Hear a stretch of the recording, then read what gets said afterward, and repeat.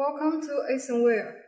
This is our solenoid valve AWFM-EV80.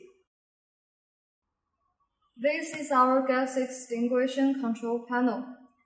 We should connect these two wires to the control panel valve output, positive and negative accordingly.